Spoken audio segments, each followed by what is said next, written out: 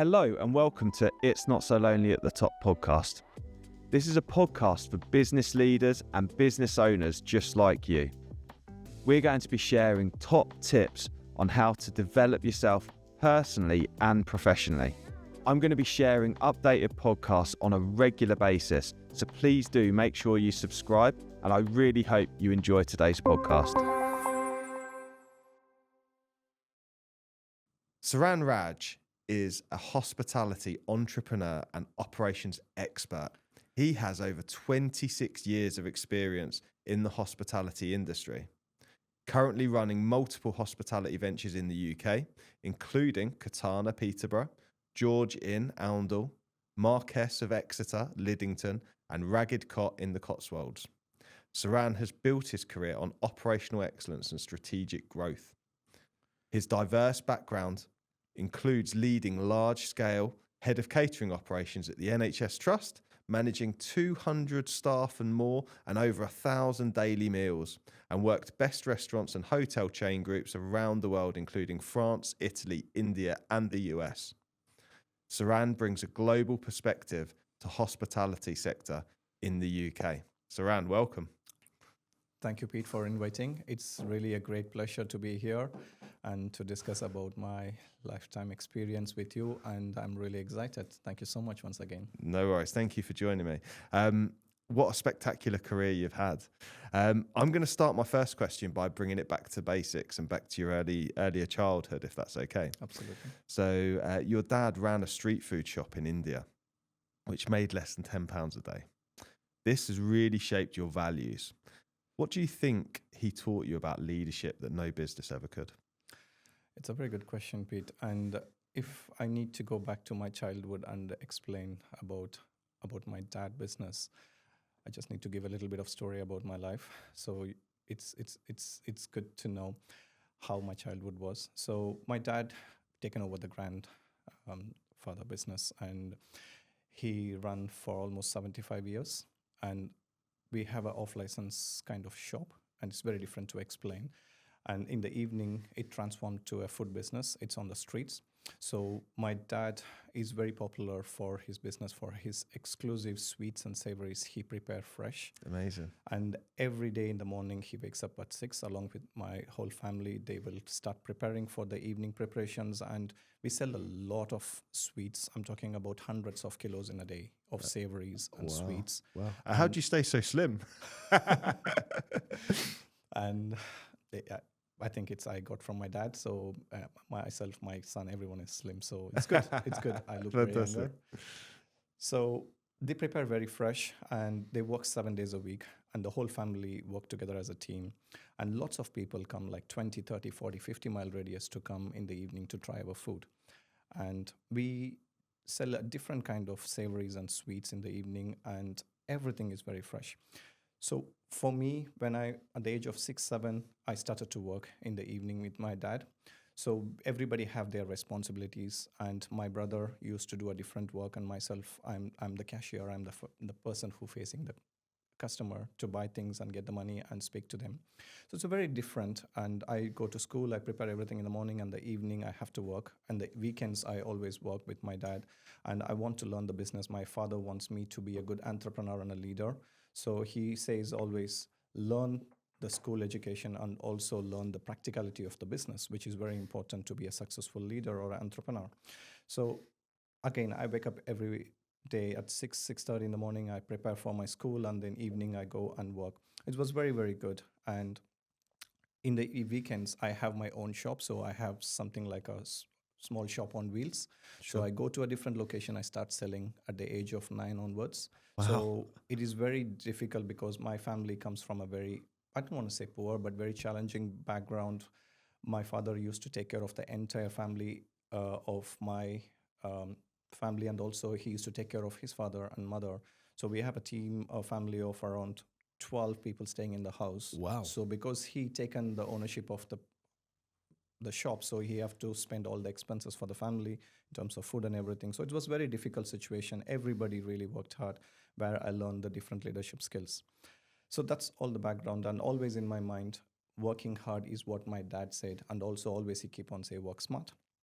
So Sure. he wanted to take the shop into a next level. I wanted to be a chef. I want to take the shop into a restaurant. That's Sure. what my dad always wanted me, and that's what I wanted to do. So that's the reason I studied the hotel management and everything. When I studied hotel management, it's a 3 years diploma back in India. They taught about the basics of catering, hospitality, food and beverage, and everything. But one thing what they never taught me is the human connection towards business. So when it comes to any leadership course or a management course, it's all about strategy, it's all about financial models and everything related to the business. But they never taught about how to be an entrepreneur and successful in terms of human connection, how you give the consistency. And that's what I learned from my dad business. Amazing. So it's a two different approach. Certainly you need to have a combination of education and your practical experience to put together. Amazing. And it sounds like a really inspirational start to life where you learnt about the consistency and hard work and the graft of what's really involved in delivering a fantastic business, but also this human connection that you had with your dad. It sounds like a wonderful business, and I'm amazed at how slim you are, because it sounds like the food was probably pretty good. No matter what, my dad was very much consistent. It may be a millionaire or it may be a poor person come to the shop. He treat with dignity. He give the customer service the same level. The teamwork or the customer service he give it to them is phenomenal. So every single guest who comes to the shop, my dad knows his name. He talks to them. And when they don't have money, sometimes they were hungry, my dad used to give food to them. Don't worry about money, give me whenever you can. So I see the humanity side of my dad. Sure. At the same time, I see a very big orders comes to us for 100 people, 200 people orders comes to us. So we work really hard. So Sure. It is very good for me to have my dad as an inspiration. And that's helping me now at this moment to become a good, successful leader. Absolutely. And it sounds like he was very generous as well, which is very generous, which is really great. So when you look back at your journey from your humble beginnings there, £3 per day that you said you were earning, so, and now to leading a multi-million-pound venture, what moment felt like a true turning point? Do you feel like I've made it? Yeah, there is a lot of moments in my life I felt this. The first moment was at the age of 24. My dad have a lot of debts because he has to take care of my education, my brother education, and he have to take care of my grandfather's debt. So he was always challenging. When I studied my hotel management, I completed, my father always talks to my mom and says, we have so much of debts. So I taken the responsibility on my shoulder. I said, Dad, don't worry, whatever I can do, I'll do it. So I tried to work very hard. I try what I can do to be able to help my dad. So at the age of 22, I got an opportunity to work for a cruise lines, which is my first job in abroad where I can earn a decent money. And Sure. then at the age of 24, I closed all my debts and I've given a better shop for my dad. And that moment, I feel, yes, I did something good. At the age of 26, I funded some money to my brother for his wedding because he couldn't able to do that because of the family situation. So that time again, I felt, yes, Saran, I think I'm going in a right way, but still there is a lot to do. Then I got an opportunity to work for the world best Indian restaurant in Mayfair.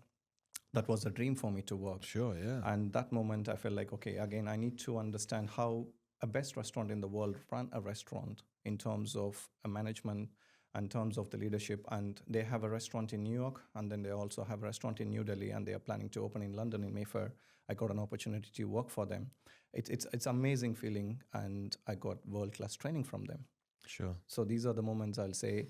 And then again, I'm happy to work for NHS. I never believed I'm going to work for NHS because when you say NHS is all about doctors and healthcare workers. Sure. But for me, I got an opportunity to work as Head of Catering. So delivering 1,000 meals for patients. And it's very challenging job to manage 200 plus. So all these moments made my life very much like, yes, whatever I'm doing, I'm getting a different experience. One in a restaurants, one around the world, and also in NHS, then time to start my own business. Sure. And what I gather is that you're still striving for growth and excellence, because you've now gone on to open Katana, which obviously I know because it's based in Peterborough, but you've got several other hospitality businesses. Do you feel like now you've made it, or is there more to come from Saran? Absolutely more to come. There is, when it comes to career or a growth or a passion, there is no limit.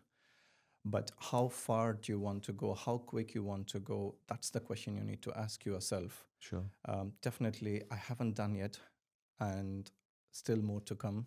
And most probably next year will be another surprise coming through. Fantastic. So when we were preparing, you described Mrs. Brustline as a miracle in your life.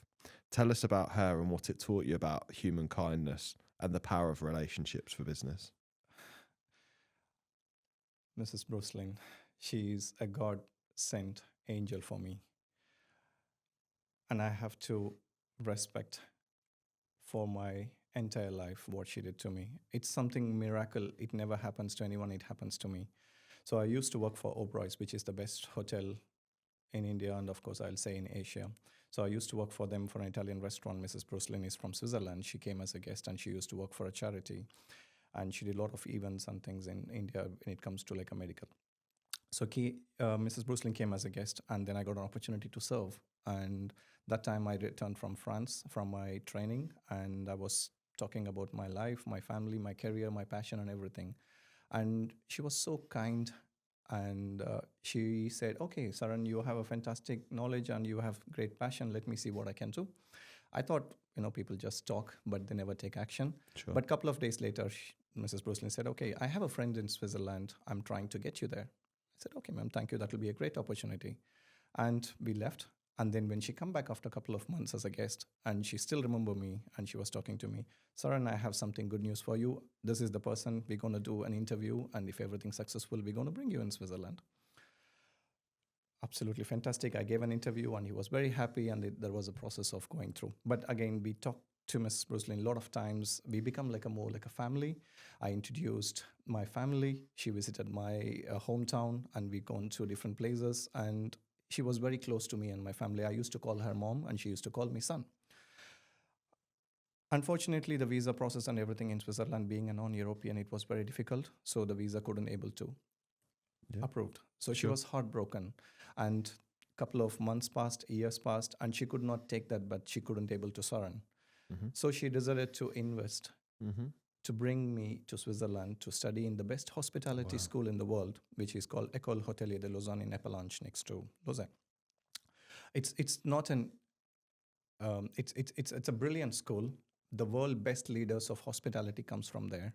Okay. And even to enter into the hospitality college like a person like me, it's very difficult. It's very expensive, but she didn't ask me anything. She said, "Saran, I'm going to invest you around £15,000. You just come, study the leadership course, and I'm sure from here some other doors will open." Wow. And on top of that, she paid for my flights. She gave me money to come to Switzerland. Plus, she asked me to stay in her own home with a husband and 4 kids. It's unbelievable. That's incredible. And I don't understand what I have done. I've just did a couple of times I was serving as a waiter. And there are a lot of effort for her to take me to Switzerland, and her kindness is brilliant. It's very inspirational for me. How can somebody can do this without expecting anything? It's like a charity she is doing to me, hoping that this person will one day will do something back. On top of that, she believed in me. So because of Mrs. Brustline, I'm here. And amazing. I completed the course. I went to United States of America, and I got an opportunity to work for Hilton as a food and beverage manager. And thanks to Mrs. Brustline, and I still keep in touch. I've taken my family to her home, and she visits to London. We have a great relationship. I call her mom. Absolutely amazing. Fantastic. So what I learned from Mrs. Brustline is do not expect anything. Just give the kindness. One day it will come back to you. If you see someone in potential, just close your eyes, trust your instincts, and do it. And I do that same to anybody comes and asks me for any assistance. For example, if anyone looking for a job for Katana, nowadays I don't look for skill, I look for attitude. And can I invest them? She invested on me, thinking that I'm going to be a good person in the future. And I'm replicating same on my business. Whatever I do, I always look for the humanity. It's very important. What she did to me, I want to do to others. Sure. Incredible. Absolutely incredible story, Saran. And she sounds like quite the guardian angel. In fact, she was talking to somebody in Switzerland, and there is a book called Lausanne, and there was an article about me, what happened, the journey of myself coming to Switzerland, Okay. and everything is written in the book. And she gave me a copy of the book, Yeah. and it's in my living room. Whenever I see, it's like, Saran, think about humanity. You always have to help someone. You always needs to be, kind to people. Sure. It's very inspirational for me. And without Mrs. Brucelin, I'm no one in my career. Incredible, mate. So you worked with world-class teams across continents, as you've said. You've worked in the US, Switzerland, on cruise ships, and as well in the UK. So having had that experience of working across the world, really, how would you define world-class leadership?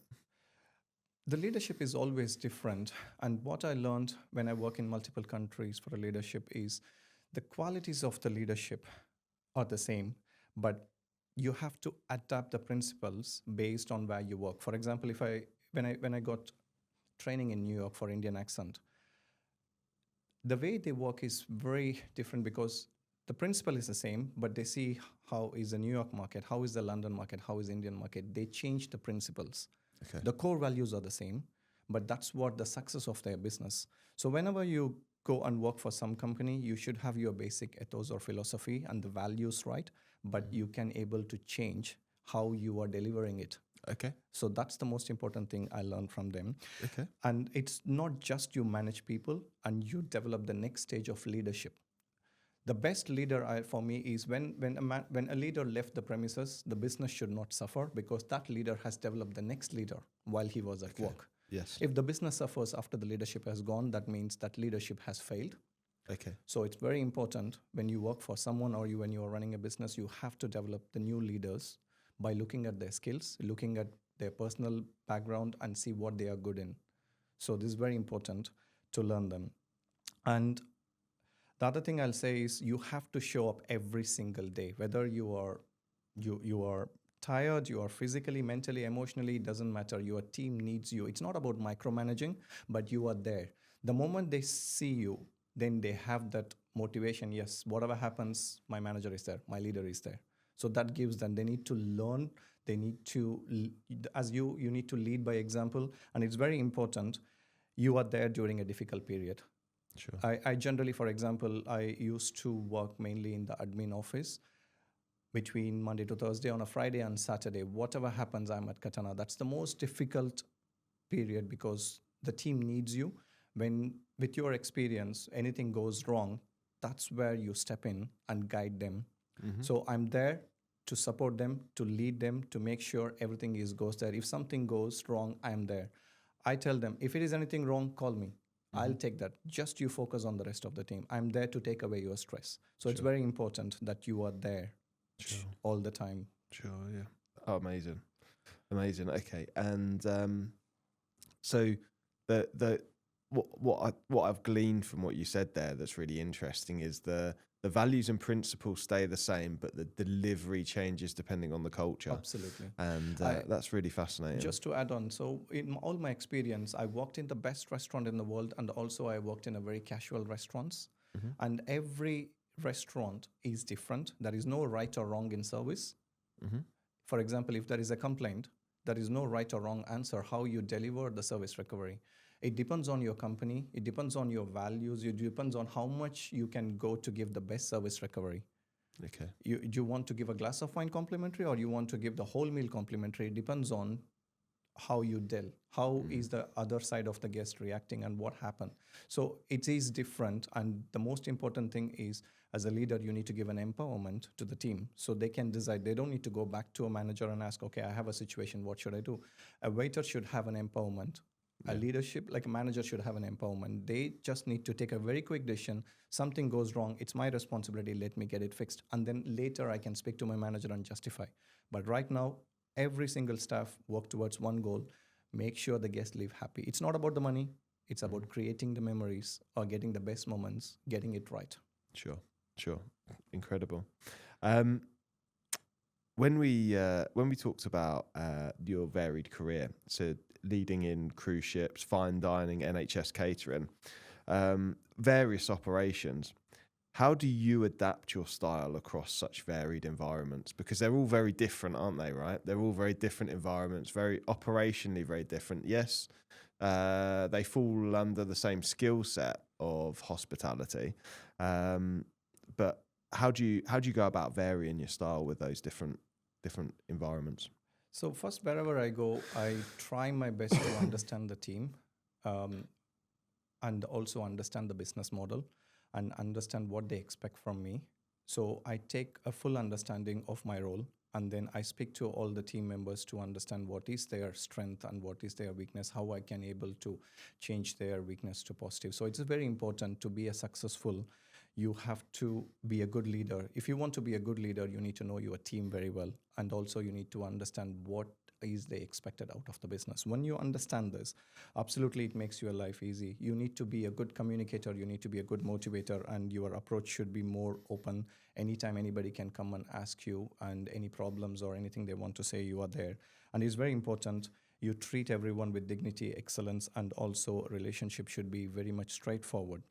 The principle, as I mentioned, it should be consistent, and the practice should be adaptive. So based on the situation, you know your leadership skills and you know what is expected from them. Just be a little bit flexible based on the business model. That is what I learned, and it should be more diverse as well. Sure. Yeah. It's really interesting, isn't it? Because I'll speak to different leaders, and sometimes people believe that the best route is, this is me and this is how I lead, if that makes sense. And then they have kind of this one style. But certainly I'm interested because my belief mirrors yours, and that is that flexibility is key. A lot of leadership is around communication, and I think often the most flexible communicators are often the best leaders. I think flexibility is really important. Yeah, very true. But one thing I'll say about my cruise experience is, because you come from a different background, different religion, different complete status. When you go and work in international environment like cruise, I used to work with 120 nationalities, and everybody comes in a different background. So it is very difficult for me to adapt what they are looking for. So it's very, very important you have a good communication from them and learn from their leaders and get the tips or suggestions from the managers there to understand this is how it needs to be delivered. There is always a trial and error method, Sure. but you make sure you learn from mistakes and then you be a good leader to the team. Yeah, fantastic. Okay, cool. So moving on to Katana, which I must say is absolutely probably the best restaurant in Peterborough. Absolutely amazing food in there. So you open Katana, and there's significant investment, right? Significant investment, over £1 million. You face some major recruitment challenges. Peterborough particularly is a challenging environment for workforce and having good quality people, and obviously you need people with a specific skill set to be able to deliver the experience and the Pan-Asian food. So you've said that you shifted from perfect occasionally to good consistently. How has that philosophy influenced how you build and lead teams? Just answering to that question, I want to give a little bit about Katana, the history of Katana, how Sure. it happened in Peterborough. So when I worked for Indian Accent in Mayfair, my whole philosophy of opening my own project is to create a fantastic dining experience rather than just serving a meal. Sure. So I was not sure when should I open. Do I open a project in a small, or can I do a bigger project? So I got an opportunity because I work in the industry, so I have a lot of good connections. So some of the connections in Peterborough, like for example, I want to thank Prem and Deepak, who really helped me to bring to Peterborough. So in the past, they offered some kind of restaurant, like an Indian restaurant, which I'm not interested, because I want to have my first project as a very unique. And being worked in the best restaurant in the world, wherever I open, I want to make a little bit difference on the restaurant. Like it should be a wow factor. From the entry to exit. So Katana Peterborough came to me as an option to run it. I said, do I need to shift from London to Peterborough? Is Peterborough a good place to open? Do we need to really take a risk of £1 million? We got an investor and everything is fine, but do we take a risk? Because money to get in it's hard, but when somebody trusting you and giving £1 million, it's on your shoulders that you have to repay. Mm-hmm. And especially you're taking your first business, it's a huge risk to open such a beautiful restaurant with big investment in a place like Peterborough. For example, if you open in Cambridge, it's a lot of wealthy people, wealthy students. On top of that, universities there and also tourists there. But Peterborough, there is nothing to see why the tourist needs to come here. We're only focusing on the people who live in and around Peterborough. But in a way, I was a bit confident Peterborough may be a good concept because Peterborough doesn't have any good restaurant where they can celebrate special occasions or a corporate meals, or it can be anniversaries or anything. And also the concept in my mind is like we should open a restaurant that we should be very unique and that should not be any other restaurant. So what we are thinking about, Japanese cuisine is one of the hot topics in the world now. So let's try Katana with Japanese teppanyaki and sushi. And also we need to have a private dining because there is none exist in Peterborough, and a beautiful cocktail bar again that doesn't. So everything came and we said, okay, let's take a risk and go for Katana. But the experience should be getting a similar experience of Mayfair to Peterborough. Lots of people go from Peterborough to Cambridge or Leicester or Northampton to celebrate their occasions. Okay, let's focus here, get the people here. We should be one of the best restaurants in Cambridgeshire. That was the goal and the mission. And then we have a lot of well-wishers in terms of the stakeholders, best designer, in terms of best kitchen equipments, in terms of the best interiors. Everything we tried our very best to get the good team, and everything worked very well. That's how we end up in Katana at Peterborough. But the problem we face is the recruitment. Because when you're trying to deliver the best restaurant, you need to have the best people to deliver. We were looking around 40 to 50 employees. In kitchen itself, we need around 13 to 15 people. On top of that, we need the managers and the waiters and the bartenders. Our main restaurant concept is teppanyaki, which is a live cooking tables. It should be a fun dining experience. It's very difficult to be a chef at teppanyaki because you have to cook right.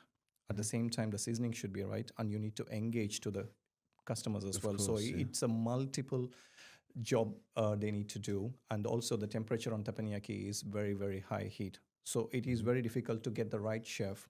And we need 4 chefs because we have 6 teppanyaki stations. We were struggling a lot to get the chefs. Even the bartenders, we were struggling to get a good cocktail. You need an expert or a mixologist. But Peterborough doesn't seen a restaurant like this. We are very much struggling. If we get a bartender from the pubs nearby or a restaurant, they never given the standards what we want. So we have to train the whole team. So coming from the best restaurants in the world, I want to give the perfection to all the guests. It can be whatever the food they ordered, or it can be the service, or it can be the personalized touch, or it can be a cocktail. It was very difficult to get the team trained. What I see from my point of view, my team needs to see that. But it was impossible for me to deliver what I need to deliver because London is different, Peterborough is different. Sure. It took almost 3 months for me to build my training plan to get the team, but still we struggle. Then I changed my approach. Do I need to be perfection all the time, or can I just change my approach? Instead of giving the great service, why don't you start with good service? The people coming for food and drink, they should have the first option is give the basic service. Then from basic, you give good service. From good, you change to great. If you try straight to great, you will fail because a lot of people, they never seen a restaurant like this who have experience as a waiter and bartender. So we need to give them an opportunity to give the basic service. So we put the process in place instead of talking to the people. So let's say get the proper standard operating procedures. We have a sequence of service. We talk about a lot of role play model. What happens if the guest complains? How you take orders, the art of order taking, and the empowerment, what to do in terms of service recoveries. And the same thing for the chef. Every single day there is a training. Every single day there is a tasting sessions. We talk about plenty of training topics because we have food runners, we have hosters, the drinks runners, the bartenders, bar waiters, and the supervisors, assistant managers, and the managers. On top of that, we have a sushi chef, teppanyaki chef, and grills, and we have fryers, and so many different options. So training is a very, very much challenge. And it was me who lead the vision, and I need to, whatever I want to bring, I need to speak to the GM and the assistant managers, and they need to roll out. So our approach is completely changed, and we build the basic service. From there, we build to good. And then after 1.5 years, I say, now we have a perfect team. I don't say perfect, but still there is room for improvement. I'll say a very good team where they can able to deliver from good to great. Amazing. Great strategy. I really like that. I really like that. It's and it's so apparent. It's so apparent. I genuinely, you know, when I go to Katana's as an eating experience in Peterborough, it is, I'm one of those people. I'd go for dinner with friends, and we'd travel to Cambridge, we'd travel to Stamford, Rutland, to different areas, because Peterborough did really struggle. It did really struggle with having a good food experience, and you nail it. Whether you want a quiet meal for two from the normal menu, or the teppanyaki, which is where, for people listening, if they've not experienced it, you've got the chefs at a grill live with people around them, and they flick cooked stuff at you. They throw the rice at you. It's really an excellent dining experience, and the chefs are really good. And like you say, they might be cooking. I was watching. So. Back in the day, what you may not know was I trained as a chef back in the day when I was 17, 18. I used to work in a lot of restaurants, and I'm watching the chef, and he's cooking live, and I know he's got the fish and the raw fish over here, and he's got the raw meat over here, and he's got the rice cooking, and then he's got some vegetables, and he's having to change the utensils to make sure there's no cross contamination. There's so many moving parts at that point, plus people in front of him. Everything's live. And I say him because I'm sure women could do it as well, but the experience I've had is I've done it twice, and there's guys doing it. So just an incredible, it's just an incredible experience, and it's very overwhelming. Like, it must be overwhelming for the chef with so much to do and so many different orders and different sauces, different options. But really to be very honest, unfortunately, hospitality is not considered as a skillful job like doctors and engineers, but it is very challenging. A perfect waiter, everybody in their life, they should work as a waiter, because when somebody work as a waiter, it's amazing experience you will go through, because you have to be, there is a lot of things. For a typical Saturday night, for example, a waiter have 5 to 10 things on his head.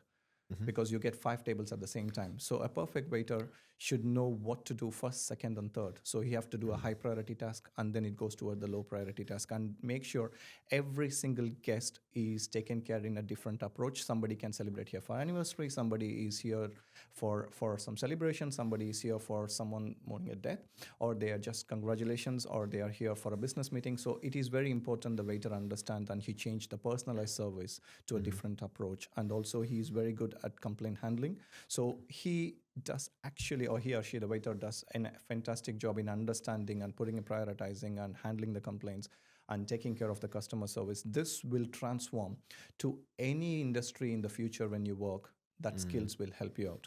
And we have that one concept, like, you always need to give warm welcome and a fond farewell. That is my philosophy. The first impression and the last impression is very important. So every single training we do is from the entry to exit, make sure every single person on that restaurant is creating that experience. It can be somebody serving the food, or it's somebody serving the drink. It is important that you greet them with smile. You talk to them like a family members. If you come to Katana, for example, nobody say customers. We call them as guests, because there is a different, when there is a guest in your home, like your uncle or auntie, they come to your home. How do you treat them? That's what they want to treat you when you are in restaurant. Sure, yeah, fantastic.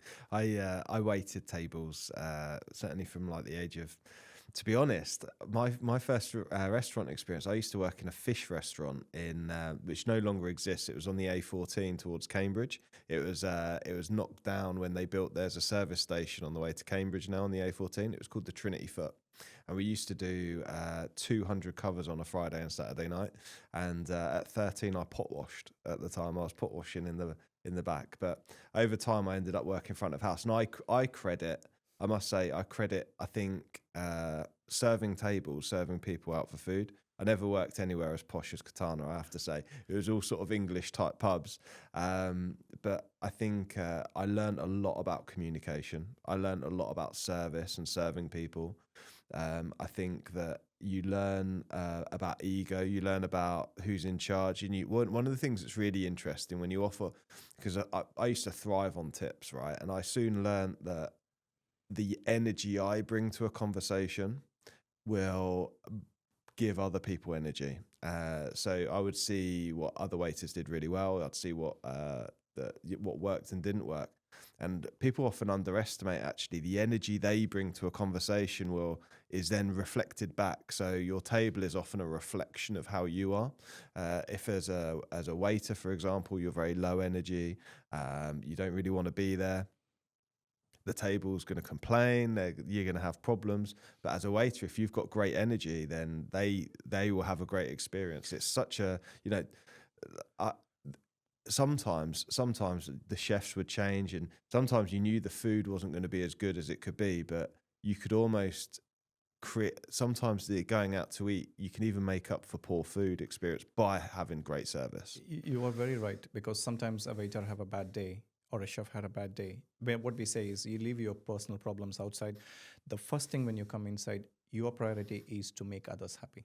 Yes. The waiter is hungry, or he serves the food all the time, but he don't get a break on a busy time, for example. It's very difficult to see sometimes the waiter struggle, but they don't get the recognition. Mm-hmm. But it is very important next time when you see a waiter or a bartender, just let them know you did a great job. And that motivates them. Sure. And it is very important for all the hospitality members. I just want to say a big salute, because it's a very difficult and hard industry. You work all the weekends, you work all evenings, you don't have a family life, you don't have a social life. You work for Christmas, you work for your anniversary date, because if it's a weekend, you have a bank holiday, you can't be with your family, you have to serve people. No matter what, your family needs to be supporting you. If not, your family life is very much difficult. So when you see a next time a hospitality person, just tell, well done, mate. Even though he didn't do a good job, just tell him, great job, mate. Amazing, yeah. I think that's fantastic. Hi, my name's Pete, and I want to thank you for tuning into today's podcast. I'm a coach, speaker, and author. And if you want to take your personal development that bit further, did you know that I offer a mastermind program as well as one-to-one coaching? If you're interested, please do reach out on peterushmer.com. Saran, you built your career on operational excellence. What's one leadership behaviour or system that you believe separates great operators from just good ones? So I say every restaurant or every business have their own models and how they execute the business. So when a new employee starts, every company say, okay, this is what your job description, this is what you need to do, and this is how you do. They give a script.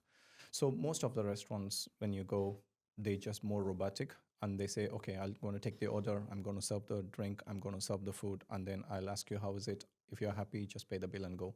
So this is in a typical restaurant, but that's, I'll say, a good operator. But when it comes to a great operator, the most important thing is what happens between the two tasks. That's most important. How you do this. Do I need to be robotic, or can I bring the human element and ask, how is your day, for example? Is look at the guest, what they are going through, how are they good, or they need any support, they need any recommendations, or you ask them, you been here before, what makes you to bring here, for example, or just see a little bit of conversation makes them to give more personalized touch. If you're just doing your job without speaking to them, without giving what they wanted, why they are here, it's very difficult. It's at the end of the day, you're going to give what they wanted, but it's not going to be an experience. To make that as a creative experience or a wow factor or a memorable dining experience, you have to give that wow factor to every single guest. We don't, for example, there should not be any concept called VIP service. Every single guest should be getting a VIP treatment. Okay. So if that happens, then you are a great operator. So it is very important, get the understanding of the business, give the human element consistency, and give a personalized service, especially when I'm talking about the restaurant. That makes it as a great. So whenever our minds are more like psychological effect happens. When you eat in any restaurant, for example, you go to one Indian restaurant and you have a meal, you have a fantastic experience. And then you go to another Indian restaurant after a couple of weeks, your mind automatically thinks about, you know what, I had the restaurant experience other day, that was fantastic. Compared to that, the service is not that great, the food is okay, but you know what, that restaurant is amazing. The mind automatically thinks about that because we given a fantastic experience on food and the drink. So that needs to be there. That's why it's important we say, it's not just offering food or drink, you are giving the experience, or it's a wow factor, we call it. Sure. Fantastic. So you face redundancy and financial pressure and even a near-death experience. What's your mental process in the moments when everything feels like it's falling apart? It all feels like it's going wrong. What's your mental process to try and recover from that? Just want to give a little bit of insights about my life, what happens when it comes to a difficult period. So I used to work for a corporate company as a group general manager. I managed 4 restaurants for them, and my wife had a birth of my daughter. So she came back. Everything was fine, and she was supposed to join as a healthcare assistant in NHS, and the COVID hits. So I told my wife, you know what, there is a newborn baby, and also my in-laws is back from India here. So why don't we take a risk? Let's please just say you're not coming back due to the health risk and you don't want to go back. So please leave your job and be at home. I'm fine. I can manage my job. And with the financial situations, absolutely fine.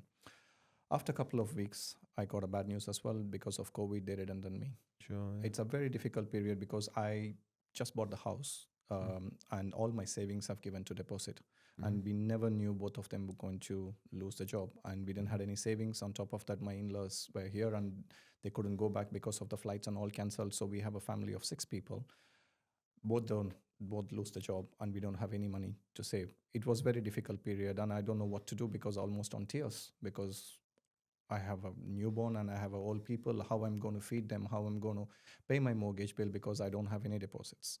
Sure. So I've just decided, okay, calm down, relax. And it took maybe a couple of days for me to recover. And I don't want to see anyone. I don't want to talk. It was so depressed and I was in tears. And my wife was completely also very upset. What we're going to do, how we're going to approach in the near future. So we decided, don't worry, whatever I can do, I will do it. Then I decided to become a delivery driver for Uber Eats and Get Here.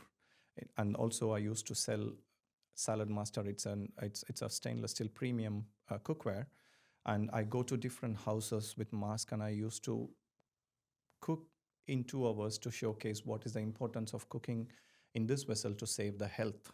So it's very different for me and difficult to go to someone stranger's house and do a cooking, cleaning and everything and sell some pots and pans. They are very expensive. The expensive pot set is £10,000. The cheapest one is £3,000. Oh, wow. There is a lot of health benefits associated because of the COVID. I survived, and any job I got it, I used to work. And I sold my car because I want to make sure I have funds to pay the rent and the food.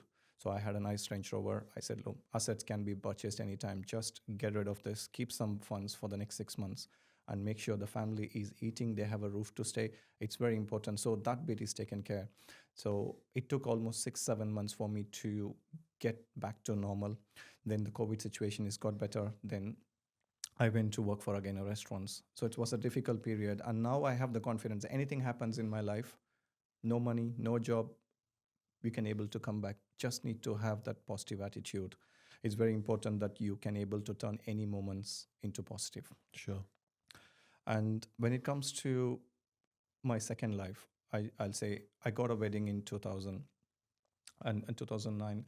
And after a couple of days, I think it's 3 days, I been admitted to hospital because I was not feeling well. And I used to work very hard when I was in United States, and I do a daytime job and I do evening job, and I don't take care of my health.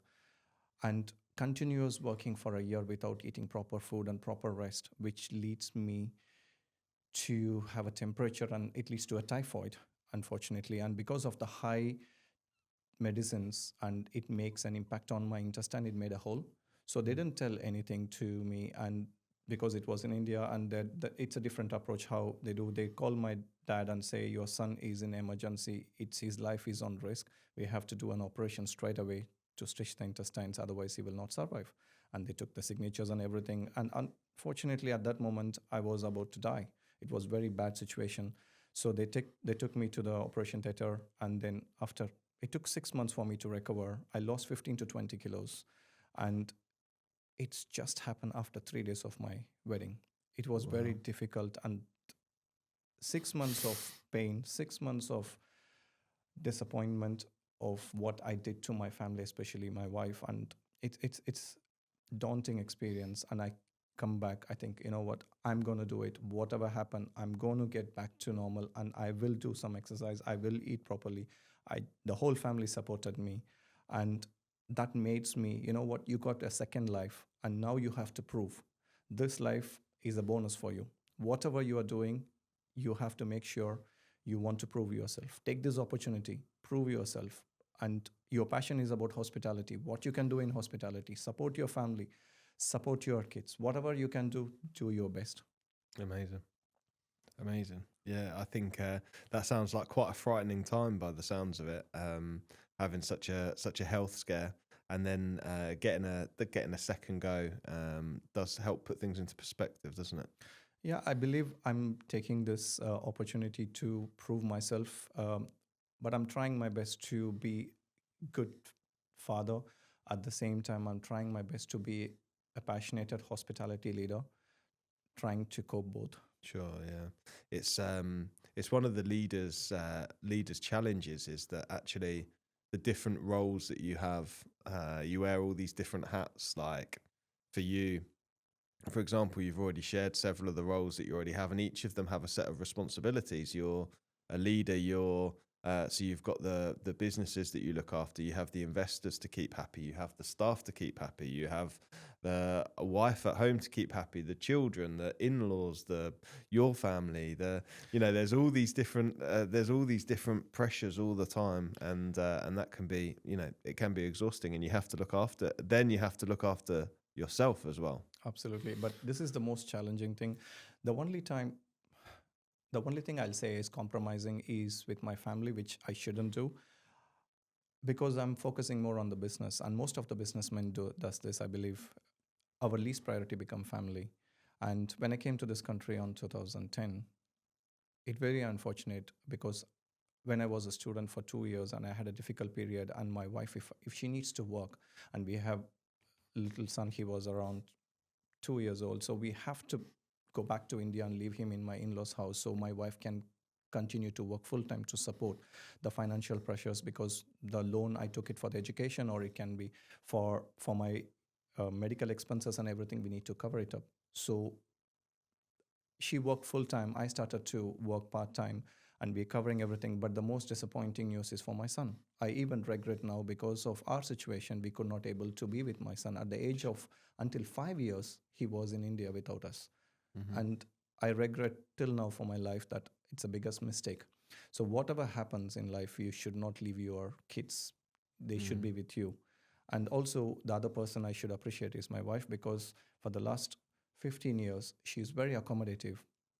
Even on her last birthday, I was not able to be with her because we have a private dining and it's a very important guest. I need to leave her and I have to go to the restaurant. She is very accommodative. She never complains. She understands my passion is business and I want to be a successful person. So she supports me. I'm so glad and lucky that she is my partner.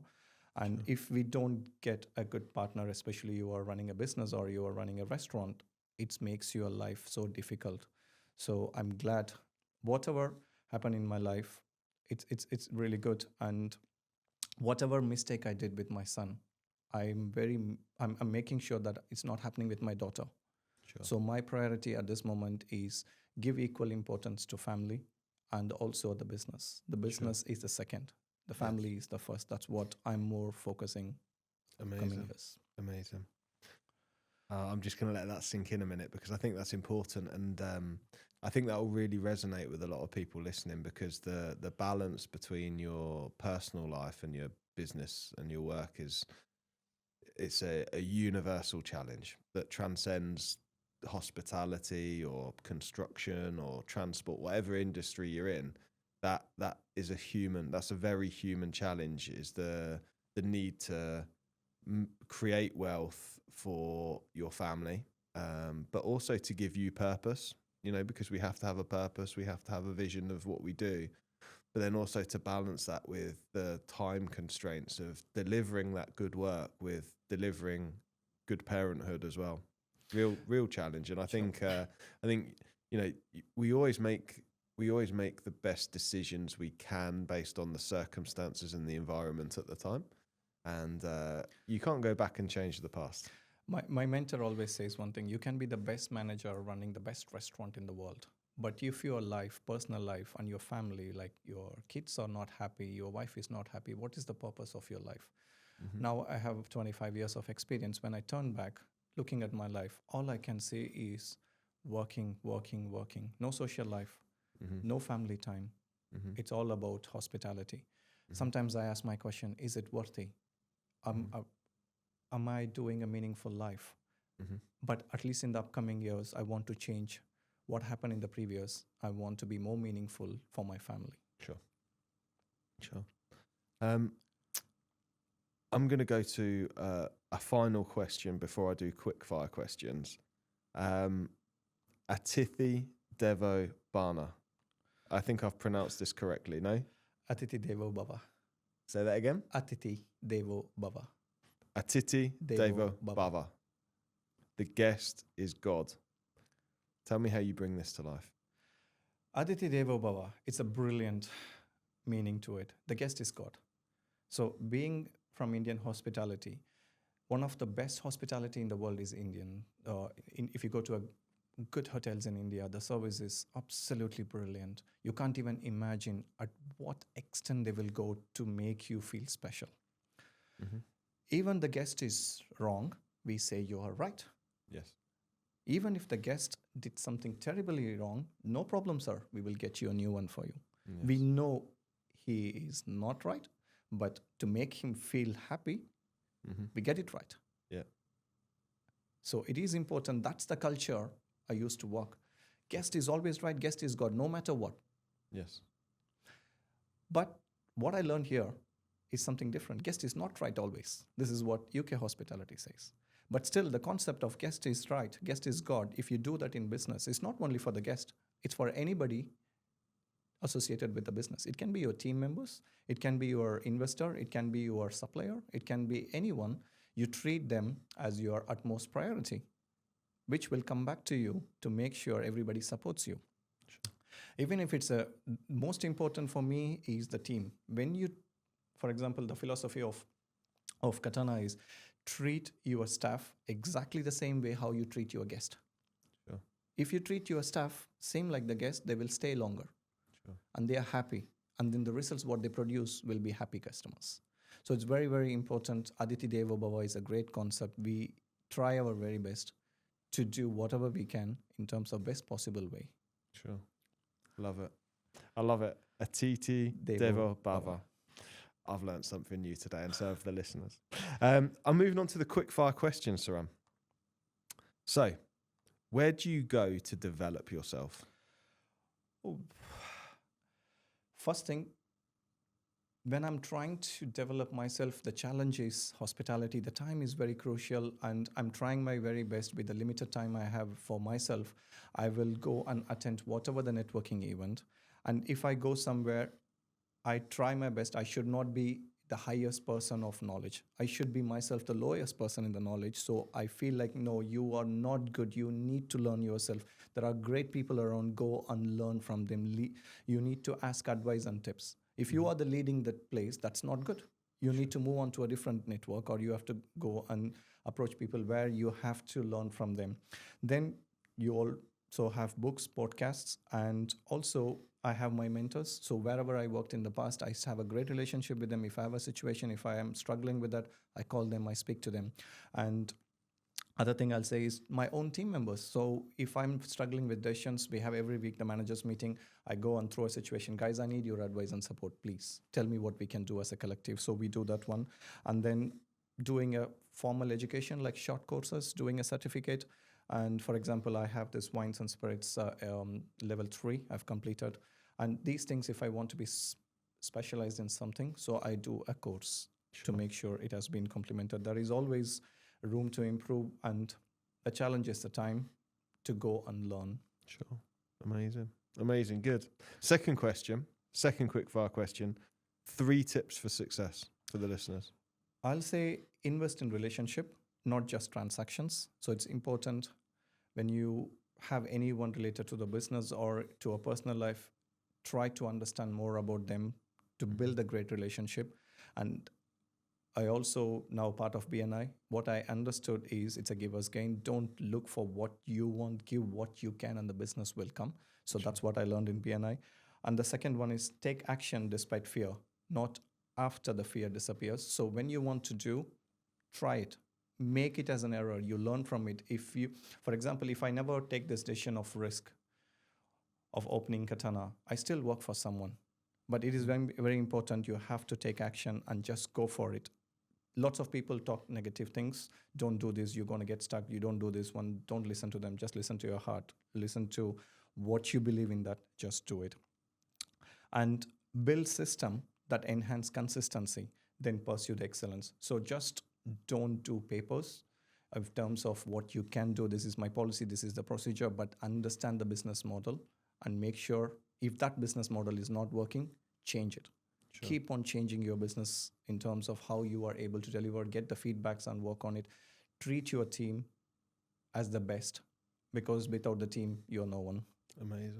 Amazing. I love that. If you were to go back in time to your younger self, 16, 18-year-old Saran, what would the advice be? One piece of advice you'd give yourself back then? The one piece of advice I'll say is, you are going in a right track. I was in fear all the time because of a lot of restrictions and responsibilities on my shoulder. I wasn't sure. I started my own business at the age of 39, I'll say. That's too late. I should have been started at the age of 26 or 29. So that time I had a fear. Do I'm going to invest? I'm taking a risk on someone's money, or can I just play a safe game? I regret for that. If I go back to 26, I say, you know what? You have all the experience you need. Just believe in yourself. Don't worry about anything. The first project will be difficult. Once you learn from there, then it's going to be very easy. So I should have been opened the restaurant a long time before. Sure. Excellent. And the fourth question is, what sacrifices have you made? One of the things that I find very commonly with business leaders is that there has to be a level of sacrifice to enable success. Tell me about, give me an example of a sacrifice you've made. The sacrifice, it's not only my sacrifice, I want to say, it's the people around you sacrificed. That's the most important thing I want to say. It can be your family or it can be your friends. They sacrifice to stay with you during the special moments or the critical moments. And your personal health is very important. For me, for example, I'm trying to go to gym at least 3 times a week. I can't able to give that 1 to 2 hours of the day because your morning day starts with so many emails, phone calls, WhatsApp chats, and everything kicks in. So if I want to go to gym and come back 1.5 hours, I said, listen, why not to spend 1 hour 30 minutes? Let me email, let me call a couple of people and get my to-do list down. So that's again sacrificing on personal health and taking a good sleep.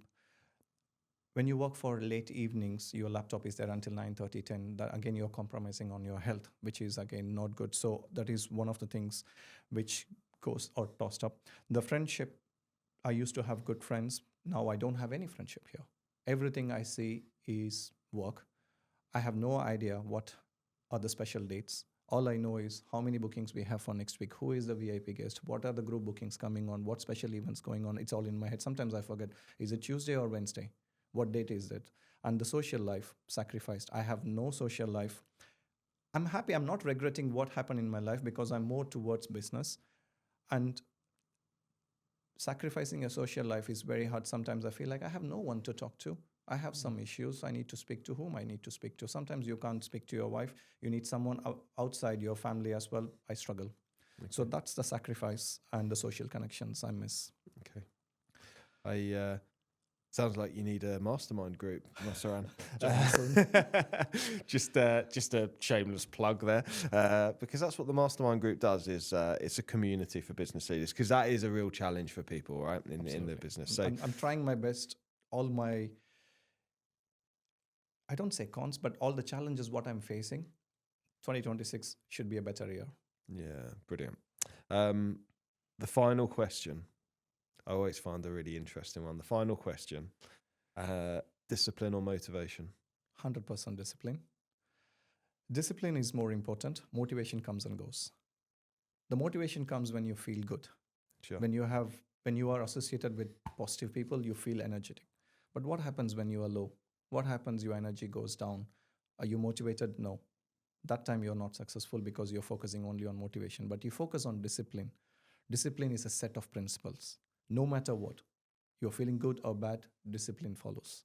With proper discipline, motivation comes with it. If you're not disciplined, whatever the motivation, it's going to fail. So it's very important. Stick to discipline. Everything comes to you. Amazing. Saran, thank you very much for joining me on the podcast. Again, thank you so much for inviting. It's a great pleasure, and all the best for your mastermind group. I appreciate that. Thank you. And looking forward to see. Yeah, thank you, Saran. Thank you, listeners, for listening to today's podcast with Saran. If you want to find out more, please do look at the show notes. I'll have the link to Saran's LinkedIn. You can follow him there, and he is also creating his own website because he's going to be helping support other hospitality businesses, support their businesses. So if you're in hospitality, please do reach out to Saran. He would be delighted to speak to you. And if you're looking for an excellent event or an occasion, please do have a look at his different locations. They will be in the show notes as well. Absolutely fantastic eating experience and dining experience. So he really does walk the talk with that. Thank you once again for listening. I'm really pleased that you've made it all the way through the podcast. Saran is an absolute inspiration. And if you like this, please do leave us a 5-star feedback. Whether you're listening on Spotify or iTunes or YouTube, please do leave us some feedback. Please do make sure you subscribe. And I really look forward to seeing you on a future episode. Thank you very much. Bye-bye. Thank you. Thank you. Thank you for joining us on today's It's Not So Lonely at the Top podcast. We really hope you've enjoyed today's podcast. I'm absolutely delighted that you took the time to listen, and I really hope that you'll subscribe to ensure that you receive future episodes too. If you want to find out any more, please do search It's Not So Lonely at the Top podcast, and you'll find it on your favourite podcast app. Thank you.